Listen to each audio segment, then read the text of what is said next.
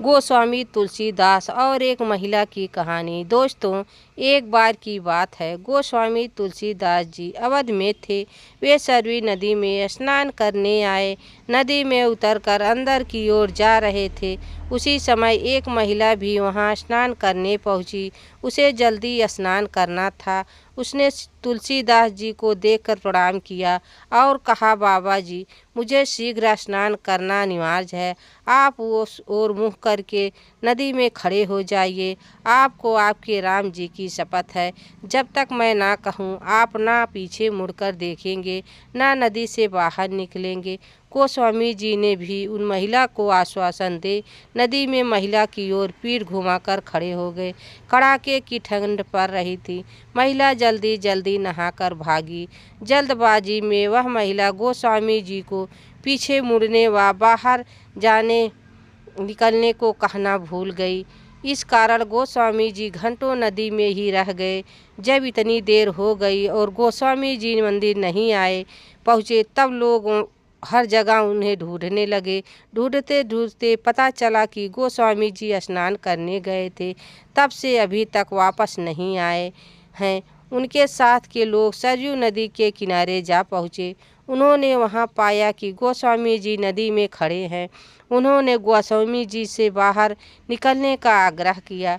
तब गोस्वामी जी ने मना करते हुए कहा, मैं बाहर नहीं निकल सकता हूँ। एक महिला ने मुझसे शपथ ली है, यदि वह देवी मुझे बाहर निकालेगी तो तभी मैं बाहर निकल सकता हूँ। तुलसीदास जी की बात सुनकर सभी लोग हैरान हो गए। धीरे धीरे यह बात राजा के पास पहुंच गई। राजा कुछ समझ नहीं पाए।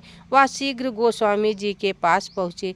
राजा ने गोस्वामी जी से बाहर निकलने की विनती करते हुए कहा, किसी व्यक्ति की शपथ के कारण इस कड़ाके की ठंड में नदी में खड़े रहना स्वास्थ्य के लिए सही नहीं है। सबसे महत्वपूर्ण आपका स्वास्थ्य है।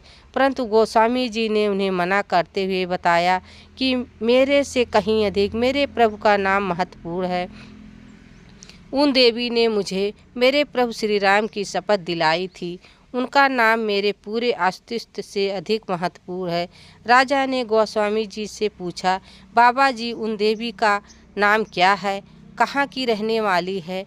वह इस प्रभु का तुलसीदास जी ने राजा से कहा, मुझे ज्ञात नहीं है। तब राजा ने पूरे अवध में ढोल बजवा दी कि उन महिला को शीघ्र सरयू नदी के तीर पर उपस्थित होकर गोस्वामी जी को शपथ मुक्त करने का आदेश दिया। उन महिला को जैसे ही अपनी गलती का आभास हुआ, वह दौड़ती हुई नदी के तीर पर जा पहुंची। वहां हाथ जोड़कर क्षमा याचना करती हुई गोस्वामी जी से कहने लगी, बाबा जी, अब आप पीछे मुड़ सकते हैं और नदी से बाहर भी निकल सकते हैं। फिर कहने लगी, हे बाबा जी, मुझे बड़ा अपराध हुआ है। मैं दंड की भागी हूँ। यदि आपकी दया हो तो क्षमा करें। गोस्वामी तुलसीदास जी ने मुस्कुराते हुए कहा, नहीं देवी, आपसे कोई अपराध नहीं हुआ है।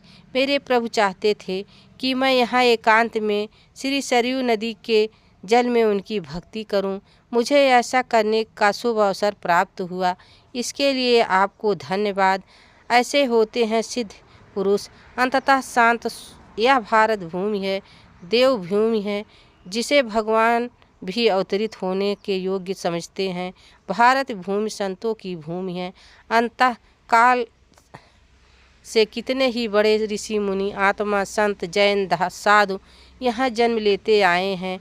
अपने ज्ञान की धारा से अपने समय में और उसके बाद भी लोगों को निर्मल करते हैं। दोस्तों, यह वीडियो आप सबको कैसी लगी कमेंट में ज़रूर बताना। चैनल पर नए हो तो लाइक सब्सक्राइब ज़रूर करें। धन्यवाद।